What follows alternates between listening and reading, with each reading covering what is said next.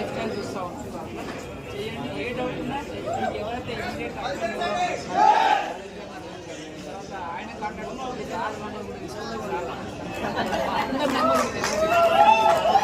Success ఏంటంటే పొద్దున morning సీకి రావాలి. మార్నింగ్ సీకి వస్తే మీకు సక్సెస్ అయిపోతుంది. చాలా కష్టం. ఎందుకంటే ఒక బాటిల్లో వాటర్ ఉంది, అలా పాలు పోయాలి.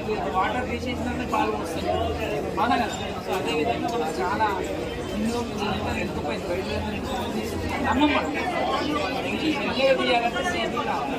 సీపీ వస్తే సక్సెస్ రావాలి.